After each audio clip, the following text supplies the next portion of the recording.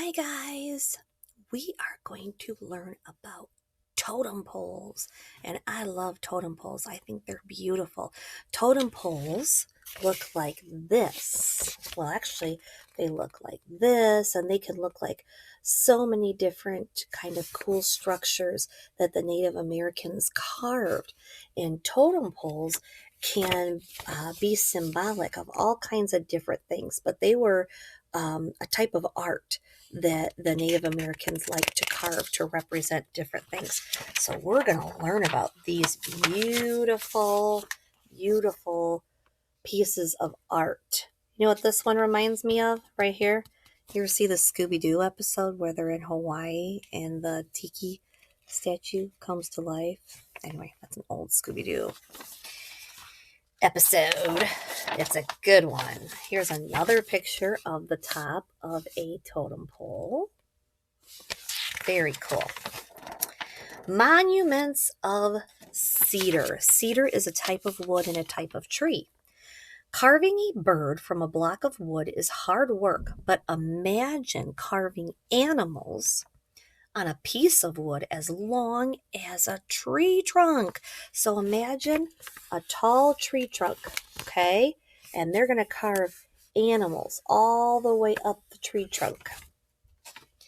Native peoples living along the Pacific coast of Alaska and Canada have been doing just that for hundreds of years.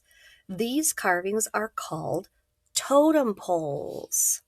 Wow. They can be as tall as 40 feet. Totem poles are carved in different styles and for different reasons. The figures carved on the poles have special meanings and help tell stories. Memorial poles describe someone's life or a special event. Other totem poles tell the history of a clan or family group, and still others welcome visitors.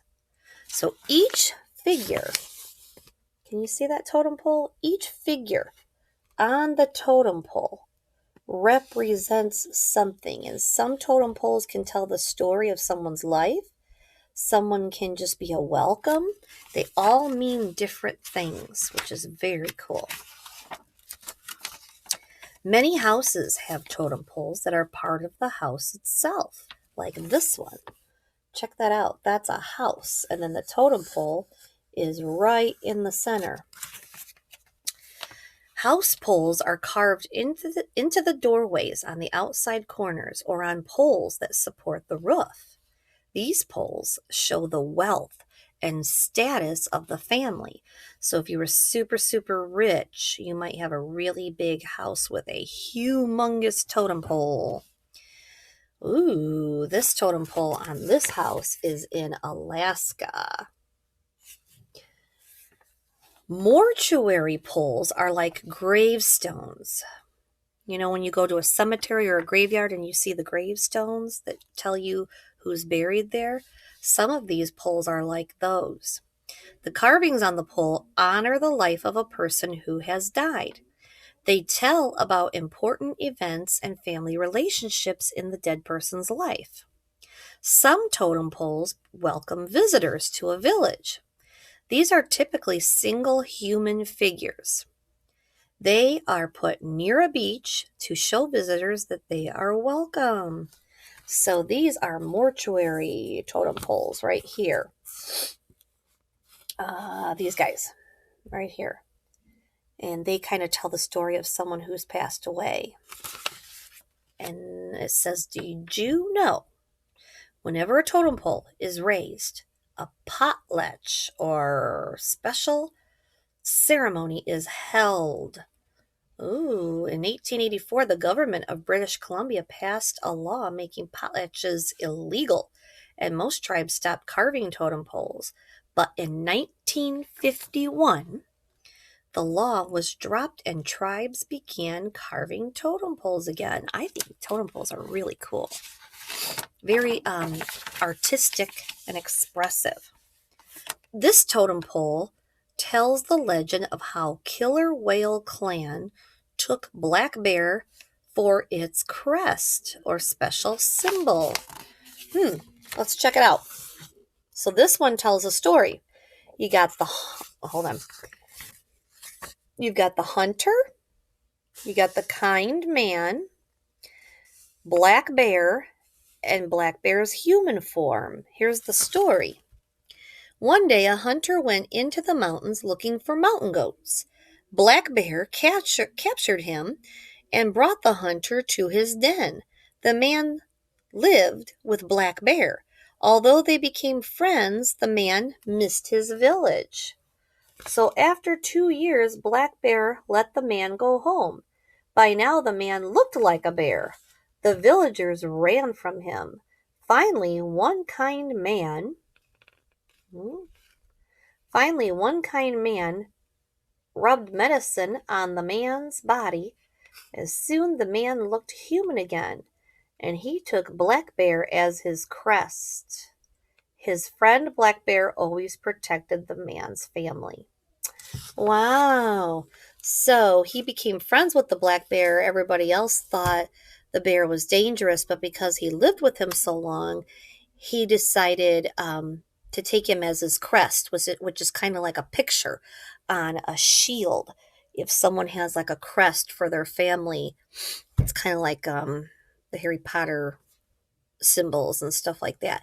But this man chose the picture of the Black Bear as the crest for his family, and that was kind of to honor the Black Bear that he had lived with, that had treated him so kindly. So that's why this totem pole tells a story. You had the hunter, and he was a very kind man that lived with the Black Bear, and this is kind of how he became somewhat of a bear, and he was half bear, half human. So it tells a story a little bit.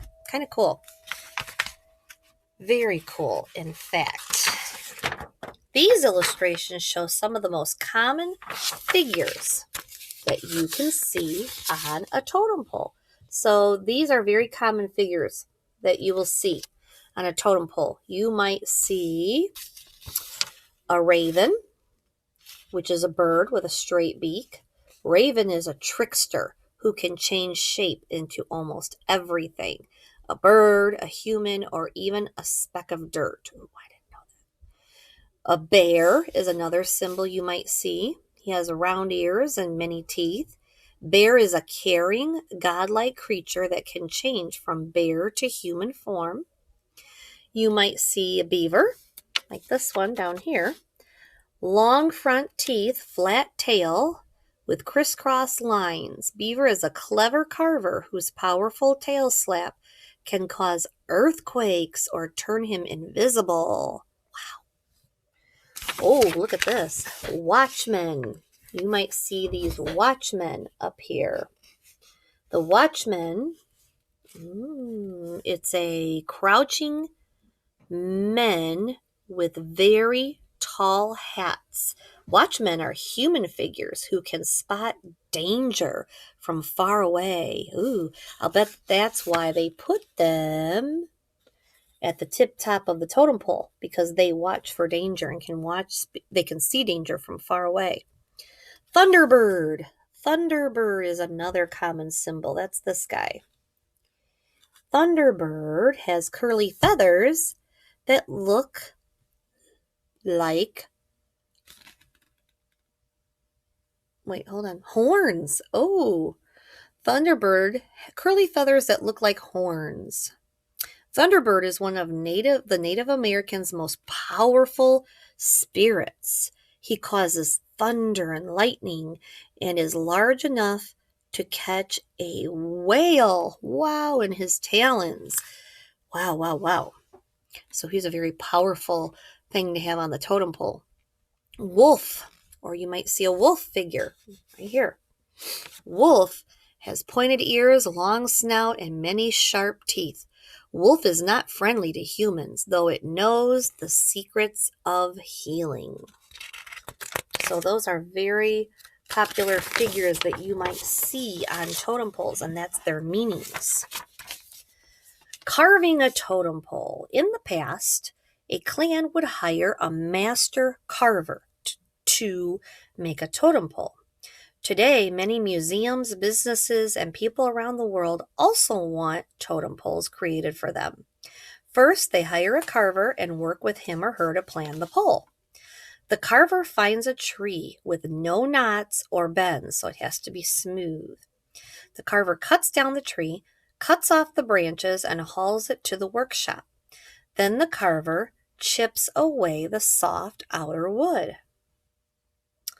Oh, this is a man cutting down a tree and kind of smoothing it out and cutting off the soft outer wood. This is being done in Canada to get ready to carve a totem pole. Often, a team of carvers works on the totem pole. The master carver draws the designs on the log with charcoal. The master carver works on the bottom figure of the pole because this figure is the biggest and most important, and everyone can see it up close. Helpers carve and paint other figures on the totem pole. Carving a big pole can take as long as 9 months. Wow. So, these are some Alaskan natives that are carving that totem pole. Wow, it can take almost a year to carve one of those. When the pole is ready, it is brought to the place where it will stand. A potlatch is held to celebrate the raising of the pole. There is feasting and dancing and singing and gift giving, and the totem pole stories are told. Prayers and blessings may be said for the pole and for the people who own it. So that's how they raise a totem pole. They bring the totem pole to where it's going to stand and they raise it up with the strong ropes. You can see totem poles being carved at Saxman Native Village near Ketchikan, Alaska. The village was settled by Tlingit Indians in 1894, and today it is a small and independent community that has its own laws. Many visitors from all over the world go there each year to see the villagers' many beautiful totem poles and watch the carvers at work. Totem poles come home. When European explorers came to the coast of Alaska and Canada in the 1800s, they were impressed by the many totem poles that they found. Many of the poles were taken away and ended up in museums. In 1990, the United States passed a law that said Native peoples would be able to get back property that had been taken from them. Because of this law, many totem poles are returning to their original homes and to the people that created them. So this is a totem pole that's in a museum right there. So it sounds like many totem poles are going to be taken out of museums and given back to the Native American tribes who actually carved them because they actually belong to them. And it probably wasn't a good idea to take them from them and put them in museums. And it's part of their culture and their heritage, and they just want them back in their tribes so they can show their families and pass them down and everyone can enjoy them. I hope you enjoyed learning about totem poles. I sure did. Okay, I'll see you next time. Bye, second grade.